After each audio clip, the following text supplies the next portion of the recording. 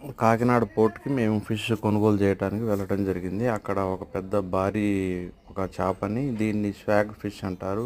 మన తెలుగులో నెమలి చేప అని కూడా అంటారు. ఈ చేపని వాళ్ళెంత నీట్‌గా వా ఇది క్లీన్ చేసి, కట్ చేసి, దీన్ని పార్సెల్ చేసి ఎక్స్‌పోర్ట్స్‌కి పంపించడం జరిగింది. వాళ్ళు మా ముందే నీట్‌గా కట్ చేశారు.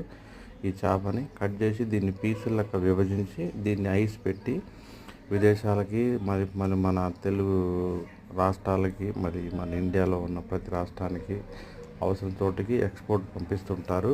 ప్యాక్ కూడా నీట్గా చేస్తుంటారు వాళ్ళు. దీనికి ఈ క్లీన్ చేసే వ్యక్తులు ప్రత్యేకంగా ఈ చేపలు క్లీన్ చేయడానికే ఉంటారు.